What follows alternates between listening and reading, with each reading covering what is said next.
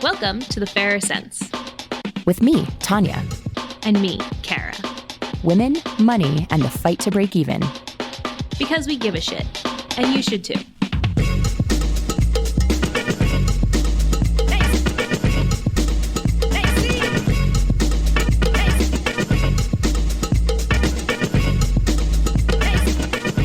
On today's episode, all the single ladies.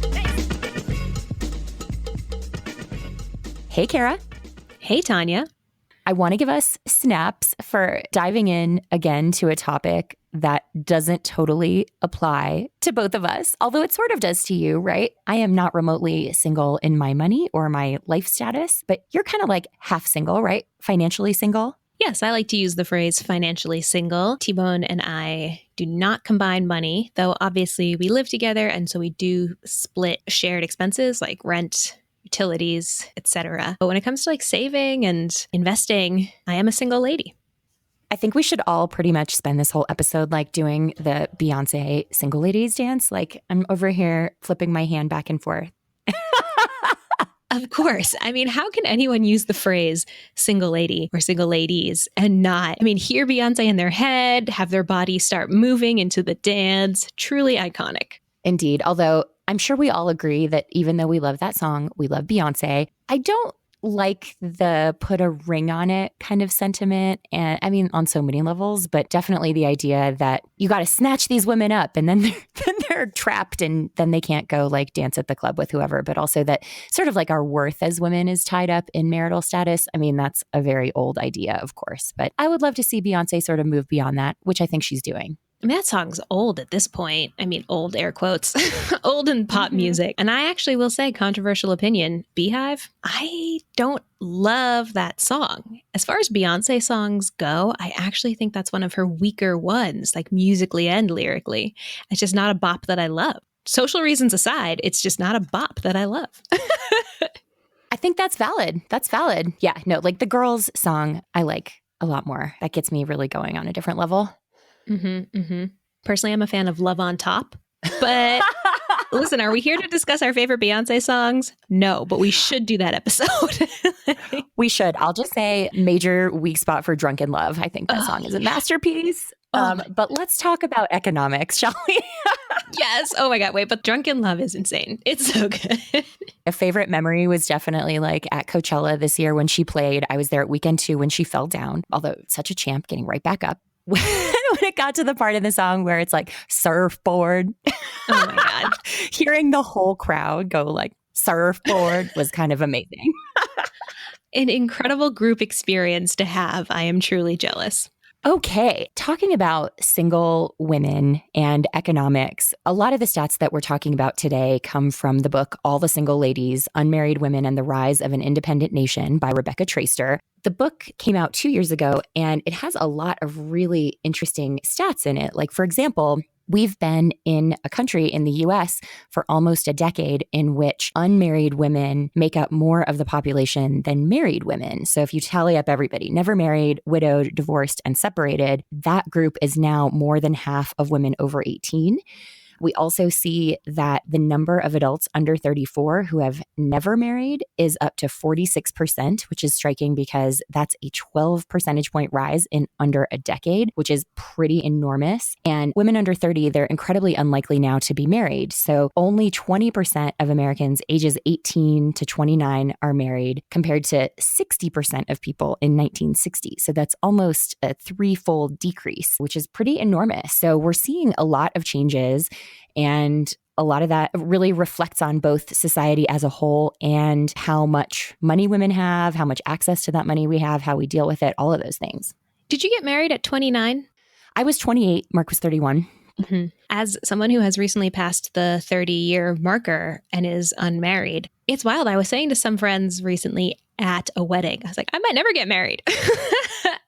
And I think that is still shocking for certain people, but less shocking, more common. The impact that marriage can have on your money is huge, and remaining single does also have an impact on your finances. Either way, finance is impacted. It's interesting. We're going to definitely get into some doom and gloom stats around that later on because, we love to talk about the wage gap. And that is very much true, particularly for single moms. But it's not all bad news. Single women now buy homes at greater rates than single men, which is huge and awesome.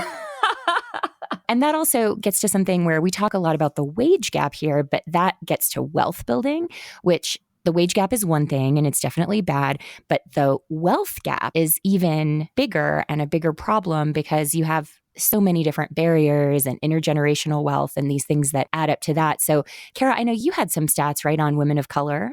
Yes. So here is a disheartening statistic. In 2013, the median net worth for single Black women in the United States was $200. And for single Latina women, it was half that. It was $100, which, yes, that was 5 years ago, but these numbers, I would bet, have not moved in huge jumps. And that is truly insane. That is it's just truly insane. And to your point, Tanja, it totally ties into things like the pay gap, but also things like generational wealth and who has access to buying a house and who has access to buying a house in an area with rising home values as opposed to buying pits that are losing you money. So once again, nothing exists in a vacuum. Everything is tied into everything else. Oh, I'm over here clutching my stomach. I do want to balance that out. I mean, the income inequality and wealth inequality in this country, I think, are things we talk about often here. We are considered to be the third worst nation in the world in terms of income equality, behind Chile and Mexico. And so that's also a measure of economic mobility and how hard it is to move out of the class in which you're born to a higher one. And folks who believe in the bootstraps narrative will always point out kind of the exceptions that prove the rule, but that doesn't mean that it's not true, and the stats really bear that out.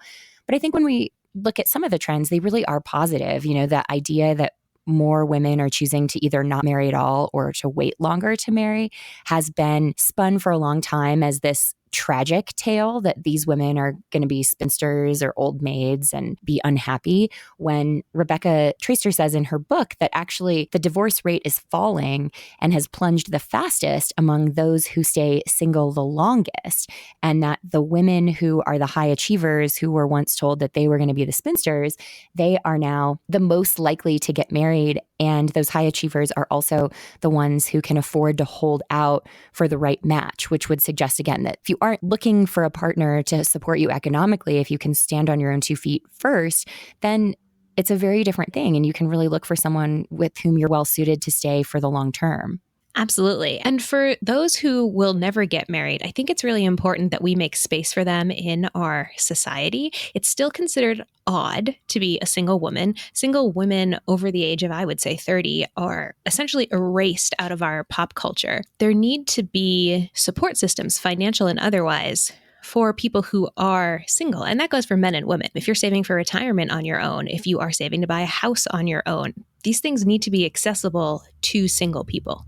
Oh, amen. And I think not only do we need to make space for single people, but we also need to have some recognition of the fact that single people are the future. If you look at the 2016 election, we've talked before about how white women voted for Trump, but there's an important gap, even if you look at white people, between the married vote and the unmarried vote. And when you look in total by marital status, 52% of married people voted for Trump, 44% for Hillary. But with unmarried people, it was 55% voted for Hillary and 37% voted for Trump. Obviously, some of that is going to be like an age discrepancy. So you're going to tend to skew younger overall with the unmarried population. But clearly the unmarried people have their heads in the right places. So not only do we need to make space for them, we need to actually lift them up even higher. Shout out all those unmarried people who voted for Hillary. We see you. Yeah, totally. I mean, I just think it's ridiculous to act that everyone wants to get married or everyone is able to get married. Because what's also totally bonkers to me is that the average cost of an American wedding was, in 2016, $35,329.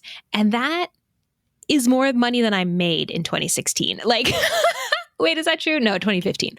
But that's insane. That's an annual salary for some people. So to act like even affording to get married, even if not everyone's going to spend that much, but there's barriers is what I'm saying. So let's dig into them.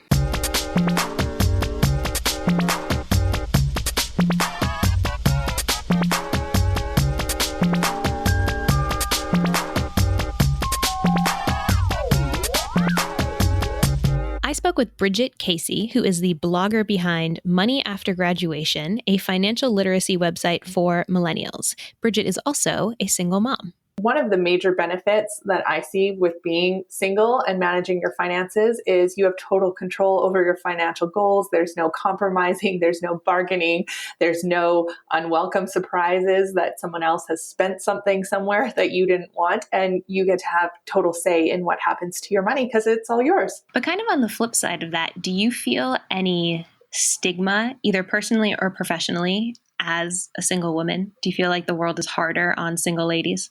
Overall, I haven't felt a lot of stigma as a single woman.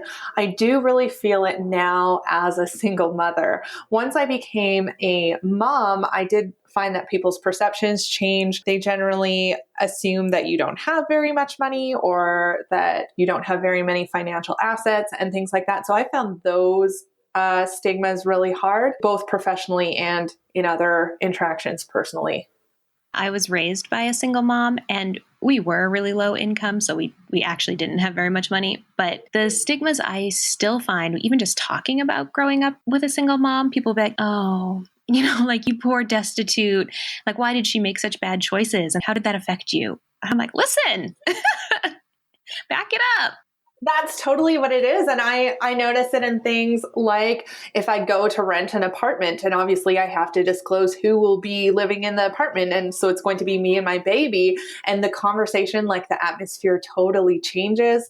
And they ask for more proofs of income. They want to run a credit check, like just a lot more hurdles that I never experienced before, even when I was just a single woman by myself. But I do think that does carry over, even if you don't have children. When you're a single person, people don't think your income is as reliable, particularly if you're a single woman. And they do want to see a partner. They do want to see a second income, because then you just appear to be less of a financial risk. And so I found there's been a lot of hurdles I've had to overcome and to prove myself in my income and assets to get people to trust me as a single woman. I can't even imagine. I've never lived alone, so I've just never had that experience. You work in personal finance and you're self-employed. You've created this successful business.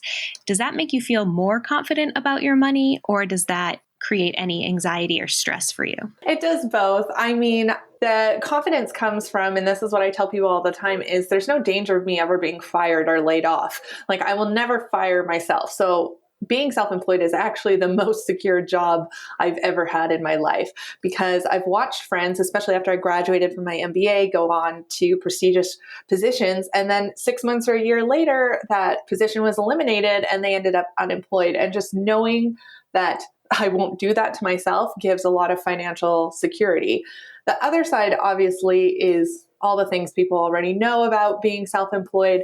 How much you earn is totally on you. Your income can be inconsistent and unpredictable, and that takes significantly more management than it did when you're collecting a regular paycheck. So I generally try to live like very low, like well below what I think I'm able to earn. And then anything that comes in after that is like bonuses, and I'll just cut myself an extra checks. I don't think it's any more stressful than having a job. The stress is just different.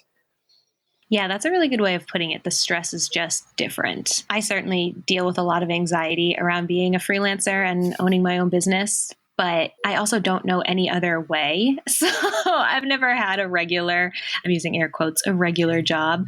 So I'm like, this is just professional life. Well, that's just it, right? Like, some people, that's your personality. That's the only experience you're suited to. Like, I've actually been self-employed longer than I've ever held any single job before. So it has always felt normal and natural to me. It's the only way I've really operated in the working world. So yeah, that takes the fear down quite a bit when it's all you know. As a single woman, as a mom with a child who you're trying to, I assume, save for and set her up, and obviously she has upfront needs right now, like food and diapers and housing. Do big picture goals like retirement or saving for your daughter's college, do they stress you out at all? They do, only because I know all the numbers, as I'm sure you do as well. All the research indicates single women obviously have to save more for retirement, because it's always more expensive to support a single person than a couple. And then single women typically have less money to actually set aside to save because their expenses are so much higher. So balancing that all is exceptionally challenging, especially when I'm carrying the cost of raising a child by myself. And like childcare is wildly expensive. I do set aside money for her college in the future, but I am always calculating whether it will be enough and trying to find how to save more. So those big picture goals are, yeah, they do loom over me, but I'm finding them manageable. I really think what most single parents will find is those hard years are like ages 0 to 5 when you need the most childcare and it's so expensive. So my baby turns 1 next week and I'm just like counting down on like 4 more years till she's in school. And then we'll have like an extra $700 a month and then it can go towards the goals there. So I mean, it is stressful, but it's a lot of temporary stress. So if you can take a long-term perspective of your saving and accumulating assets and making a plan of how you're going to save, not only to stay afloat right now, but what it will look like in 3 years or 5 years or 10 years, that I think helps it become more manageable overall. The way my anxiety works is I hone in on one thing and I obsess over it. And I can't see anything else except for this one problem. But then if I zoom out and I think, okay, well, even if this terrible, horrible thing happens, here's the rest of my life. And here's all the other time I have and all the other resources I have. And I will be able to fix this problem. It calms me down. We tend to think whatever our present circumstances are how it will be forever. And this goes for both good and bad. We tend to think the good times will never end, and we tend to think the bad times are also here to stay forever. So you really have to take a perspective that things can change. Bad things will likely improve when you're experiencing good times. Some things will sometimes go wrong and you just have to plan accordingly and not get too stuck, because I've really experienced that having a baby, because when she was small and she took so much to care for, like it really seems like it will never end, especially when you're on sleep deprivation and 10 diapers a day. You're like, oh my God, this is my life now. It's never going to stop. And now she's already 1, she's going to start daycare. And I'm like, what am I going to do with all those hours? Like I'm getting like 30, 40 hours a week back. And I thought this would never come. Something that I think doesn't get talked about enough is the idea of divorce, of if you are with someone now, if you're married, or even if you're just dating, you could break up. You might become single, even if you're not currently. I mean, humans change, people change, and I'm not wishing breakups on anyone, but I think that it's just so important for you to be financially literate on your own and understanding your own money before you count on anyone else's. And it's not just being financially literate, like make sure that you always have your own assets in your own name and that you have an idea of how to manage them and how much you need. Since you have worked in, again, I'm using air quotes, the regular world, and since you've been self-employed, do you have any tips for single and partnered ladies about earning money? Something that we get a lot of questions around is negotiating, or well, I know my husband makes more than me and the wage gap is really killing me. I'm trying to close it, but there are all these obstacles in my way. So do you just have any words of wisdom for women out here to increase their earnings? The negotiation is definitely the most important part. I know to negotiate, but even when I do it, it still feels unnatural to me. Whereas men think nothing about negotiating job offers or sales or anything like that. And I've done a few blog posts and even YouTube videos on what words to say and how to do this. But in the past, when I've negotiated salaries at jobs, I've actually never gotten less than $5,000 more on their initial offer. I mean, you think about that, that's another like $450 a month just by asking. So the best thing that you can do with a job offer is to ask for more money. They're probably not going to say no. They're probably going to meet you halfway. And it's a really awkward, 20-minute conversation, but it's so worth it to increase your income and then increase all your raises thereafter, which which is one of those things that will close the wage gap. The second thing that you really want to look for, because one of the biggest drivers behind the wage gap is motherhood. So when you're selecting a position or you're looking to make a career change or you're thinking of moving to a new company, look at their maternity and parental benefits, because that is one of the things that will drastically impact your lifetime income. If you can get a company that's supportive of mothers, whether they offer extended leave, whether they top up your salary, or any kind of things like that, that is the golden ticket. So, as you know, we have monetized this podcast, and we strive to work with sponsors that have the same values that we do. We're not taking money from people who punch puppies and fire women for getting pregnant. One such cool company is AutoSlash. Raise your hand if you've ever rented a car and hated the experience. Oh my God, I have so many times. But AutoSlash makes it better. They figure out the best coupons and discount codes to get you the lowest rate possible, and then track prices on your rental right up until the day you pick up the car. If they find a lower rate, they email you so you can lock in the savings. And it's the #1 site for cheap car rentals, so it's perfect for anyone trying to save money. And AutoSlash works with all the major rental companies like Hertz, Avis, and Thrifty. Plus, super awesome bonus, renters save an average of 30% or more when they use AutoSlash. Since they track coupons before you book and compare rates after you book, AutoSlash ensures you get the best deal. Save yourself the time and the money by letting them do the heavy lifting. Head to autoslash.com to check out some of their deals today. I also spoke with Maria Brownspence, who is a local Austin babe, a woman of color, and a marketing professional here in the ATX.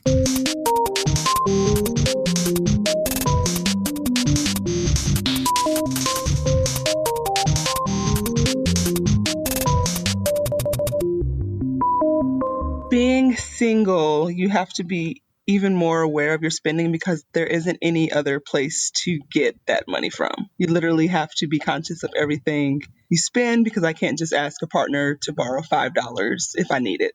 I think about that a lot. I have a boyfriend, but we don't share finances, but we do live together. And obviously when we go out to eat or something, one of us will get it, and we don't necessarily worry about paying the other back. So certainly there is a level of privilege built into that relationship. What do you think are the best and the worst things about being financially single? Well, the best thing about being financially single is when you want to make a big spend or something like that, take a vacation, there isn't anyone to ask. I can just do it. So I really like the freedom of being able to spend when I want, how I want, and where I want to spend it. The downfall is not having someone to kind of assist you with making those decisions to say, are you sure you really need that 36 pair of shoes this month? Or do you need to go on this, vacation when you have school bills coming up or something like that? So I miss having the accountability partner, because it does help for someone else to give you insight. I've never really thought about that. I mean, obviously you can Google anything, right? Or you can crowdsource in your friends, but an intimate partner, especially if you are living together or you are sharing money, can give insight like no one else. Do you do anything financially to accommodate for being single? And I hate to use the word accommodate. That sounds weird, but... Well, it is. It's just yourself. So it really is different than having two incomes, and maybe even not two incomes per se, like this is our money together, but knowing that you have that cushion to say if something were to happen, I have a backup. Aren't any backups when you're single. So for me, I have on my check-ins account set up automatically to where it takes a certain amount of money each week, and that goes automatically into savings. And then I also use the app Digit to set up for like travel and different things like that push without me seeing it. So that's kind of how I accommodate, is having an extra cushion of savings, having an extra cushion for extracurricular activities or things that I want to do that aren't necessarily related to the cost of living, like housing and car note, all those different bills. Do you have multiple savings accounts for your different goals? Because I do. I have like 7 savings accounts. Yes, especially with Digit, I have like 5 different areas right now. So one is rainy day fund, travel, car loan, because I'm trying to pay that down. Of course, those wonderful things called student loans that we have. I love it. It's so much easier to stay organized that way when you know, oh, okay, this is for the car note, this is for the student loans, this is for that trip to Mexico, whatever. And that is your accountability partner if you really think about it, because when it's set up that way, I don't even think about it. It just happens automatically. And you'd be surprised at how you really don't miss the money like you think you would when it's just automatically being taken away. And it gives me that accountability to say, okay, here's what my checking account looks like because savings already came out. So I don't have that extra money to spend in my mind. Because sometimes if you don't do it automatically, you're like, yeah, I'm going to put X amount of dollars in savings this month. But I think those pair of shoes are priority right now. When it happens automatically, what you have left is what you have left to spend, not anything more.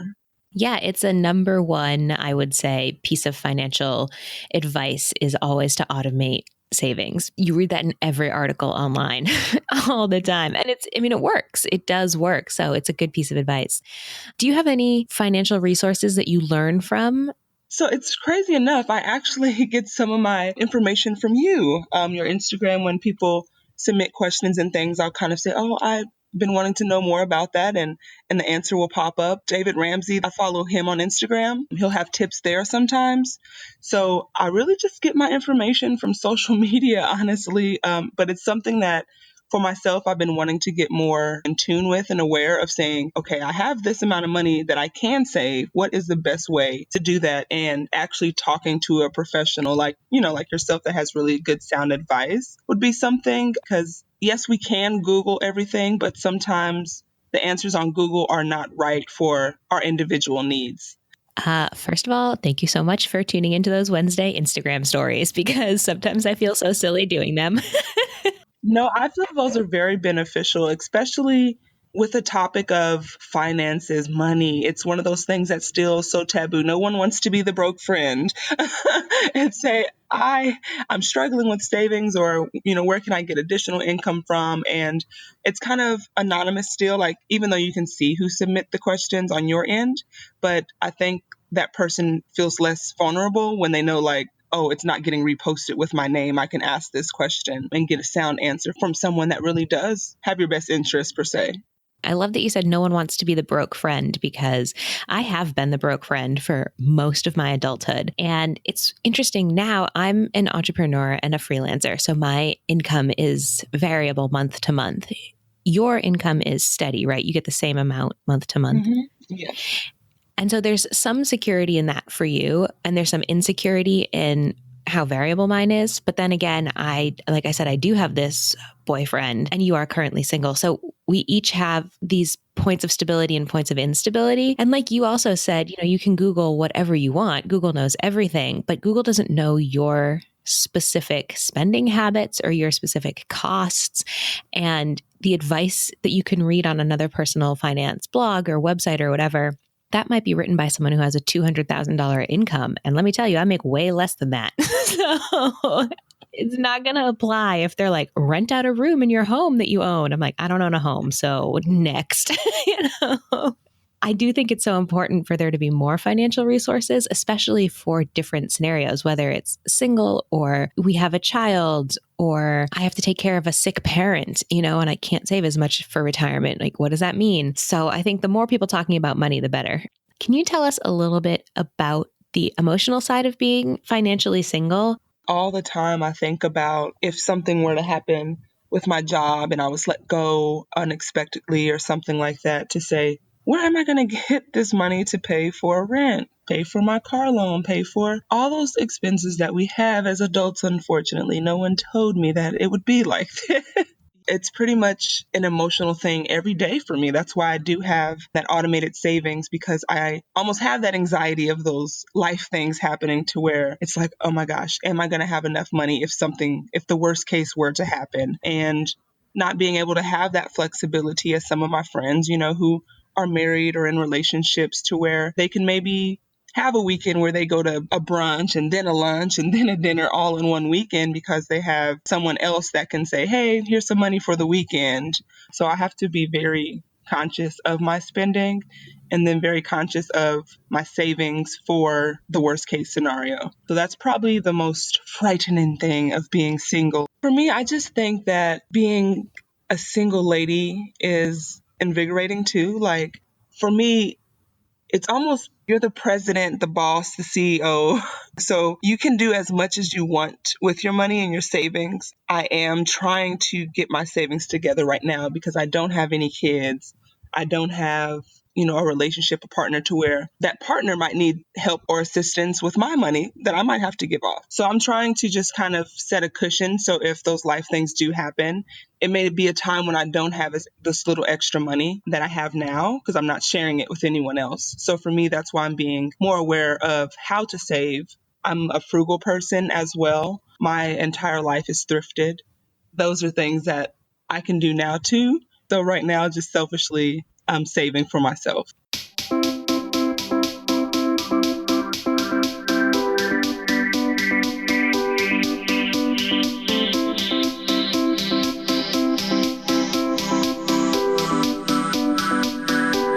A 2017 study by Fidelity showed that 33% of single women cite affording to live comfortably in retirement as their biggest financial worry, as opposed to 25% of men. The second biggest worry for single women was paying down debt and still saving for the future, which we heard from both our guests that they worry about saving for the future and they are concerned about how they're saving now and how that will change or grow in the future. So sounds like this study nailed it. And if y'all remember from episode number 13, Taking Action to Create Change, our guest then, Kristen Rowe Finkbeiner, she has the wonderful book, Keep Marching, which I pretty much keep on my desk and flip through because it has so many great stats in it. But she has some research in here that shows that single women experience higher debt to income ratios, which totally ties into what you're talking about, student debt, but other things as well. Single women have more wealth tied up in housing, which can be volatile. They have lower overall savings. That's wealth gap, not just income gap. Less access to credit, which also includes women-owned businesses, are more likely to fail, at least in part because of that. And they have a greater likelihood of labor market uncertainty, which this is the bummer part, guys. We're going to make it quick, but this is the real info. There was a study done that came out last year by the Center for American Progress, which showed that single women face risks including unexpected caregiving needs or unexpected job losses. It's also more difficult for them to weather these challenges given the persistence of the gender wage gap and other measures of women's economic inequality in the labor market, to which I think we would both add the wealth gap, not just the wage gap. There's a lot of bummer stuff out there. And I'll just throw in one more thing, which is that for single moms, they have among the biggest wage gaps of all. If you assume that dads overall make $1, single moms make 55 cents on the dollar on average. It's of course worse for Black moms, Native American moms, and Latina moms. But if you look at moms overall, it's only a 71-cent difference between $1, so 29 cents, versus 55 cents for single moms. That's a huge additional gap. As always, the pay gap just makes me so enraged. And it leads to the wealth gap, because if you're only saving 20 cents out of the 55 cents that you're making, as opposed to the 70 cents that a man is making, obviously you're going to fall behind, obviously. It's so frustrating to me. As I've spoken about before, money was very tight for us for a large chunk of my childhood. And I think about that now as an adult who has to pay rent and who has to buy food. And I'm like, damn, my mom out here raising 3 kids, and my mom is white, but took my father's Spanish last name. And I just imagine her like sending out job applications, and I don't even know how she did it. I don't even know how she did it. And even to someone like Bridget now, her child's father is involved in their lives, but she pays rent. She pays for her daughter by herself. And it's such an additional challenge. Just being a single mom, having that pay gap against you, and the stigma of being a single mom. Certainly, we here in the United States are really judgmental against single moms, and it gets so much worse if you are a single mom of color. Like in episode number 14, The Economics of Motherhood, we spoke to your friend Karina, who is an entrepreneur. And it strikes me that her story is similar to Bridget's in the sense of they both work for themselves. They both have dads who are local and involved. And so it's a slightly easier situation maybe for them than for women where the dads just peace out entirely. But they both, because they work for themselves, they don't get the same kind of safety nets that you might have if you're employed and you get even a little bit of paid maternal leave leave, or you can use sick time to take your kid to the doctor. Not that that is universal and not that that's a panacea. We certainly have much, much farther to go with informal employment. But, like when these women are able to keep a positive attitude and keep driving that train forward, I'm like, you go. That is so amazing. As always, when you're living in the patriarchy, things are stacked against you, but it doesn't mean that you can't work against them. And I think both Karina and Bridget are good examples of single moms who have been able to carve out financial stability for themselves. But when we zoom out and we think about being a single mother or just a single woman in the United States today, certainly there are more challenges. And I loved what Maria was saying, she saves really aggressively. She has multiple savings accounts for herself because she knows there's no one else to lean on. And even I really liked her point of there's no one that knows you and your finances intimately to bounce just ideas off of and spending tactics off of. Like, I know T-Bone is a musician and he loves buying musician accoutrement. Mm-hmm. And I remember I have gotten better about this because I don't want to be nagging him, but he does still have his student loan debt. And that for me is a huge thing that I want to see him pay off, right? So when he's like, oh, I think I'm going to get X thing for music, I get really anxious and I'm like, oh, or you could make an extra student loan payment. And that doesn't always go over super well. But if he wasn't dating me, right, he wouldn't have me who knows his finances intimately, who feels comfortable saying to him, hey, don't forget about this other financial obligation you have. And single people might not necessarily have that. Maybe you're close with your family, maybe you're close with your friends and you're discussing finances on that level. But of course, married people or people like T-Bone and I who do share a life, we have these glimpses into the finances that single people just don't always have.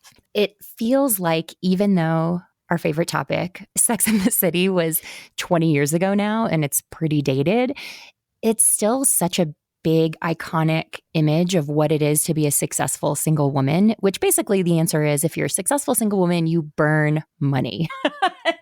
You own a shitload of shoes, and you're going out and drinking cocktails at Midtown Manhattan prices every night of the week.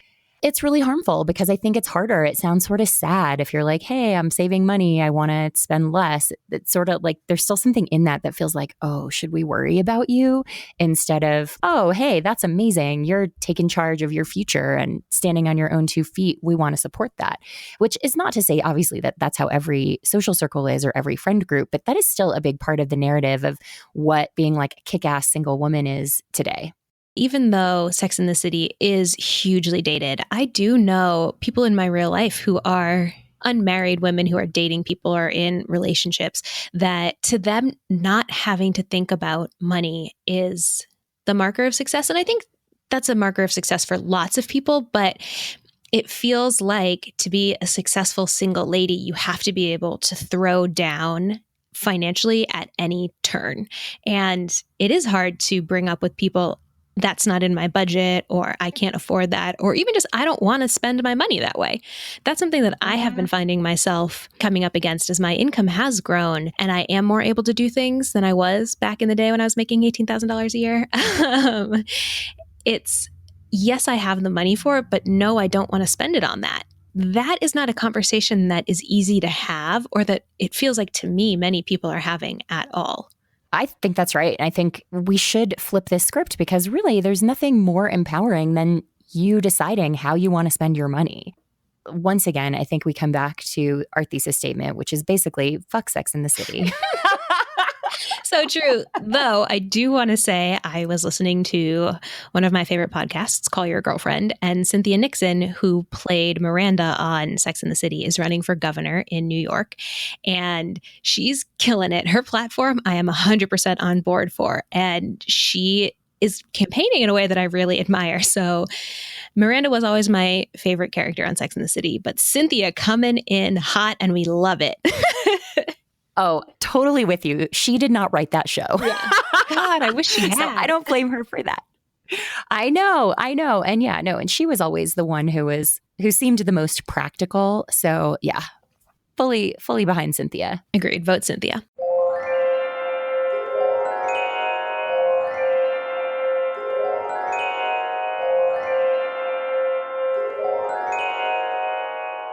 We know we hit you with a lot of statistics today, so I hope everybody was taking notes. There will be a quiz. There will be an end of season quiz. This is such an interesting topic because being single is not a fact of life. It's a fluctuating thing. You could be single and get into a relationship and be single again, and all of that is going to affect your money. So we definitely want to hear from y'all about this. If you are single, if you have been single, how is it affecting your money? How does it affect the way you think about money or the way you behave with money? Please shoot us an email at fairersense@gmail.com. And as always, you can tweet at us as well. We love to chat with people on the Twitters. It's at Fairer Sense. If you've been enjoying this season, this is officially the last full episode of season 2. We'd love if you could shoot us notes that give us your thoughts. What do you want to hear about in season 3? And of course, if you can leave us a review, especially if you use iTunes, those really, really help the show. And we're grateful for every single one of them, whether it's just a star review or a narrative review. If you write a narrative review, there's a good chance Kara will post it on Twitter and propose marriage to you. So just putting that out there. It's true. I can't help it. Every time I read a really nice review, I honest to God tear up. And I'm like, oh, why are people so amazing? I just like alone in my house. So if you want to do that to me, that's okay. Leave us a review. Oh, we love you guys. Tune in. We've got a season 2 wrap-up episode coming your way, and then we'll be back in a few months with season 3. So be sure to stay subscribed so that you get the new episodes when they come out. And we're so excited to keep crushing the patriarchy, especially the financial patriarchy, keep throwing more financial feminism into the world. So thank you so much for coming along with us for the ride. Yes, truly, thank you. I'm honestly honored that you choose to listen to us. So thank you for being here. And Tanja, listeners, until next time, stay rad. Stay rad, you guys.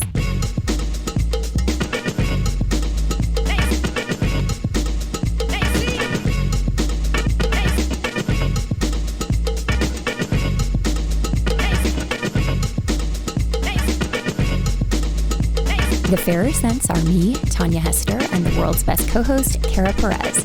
Our theme song is by The Insider, our ad music is by Kevin MacLeod, and you can find out more info about the other artists you hear on the show at our website, thefairersense.com. You can always find me at ournextlife.com and Kara at bravelygo.co.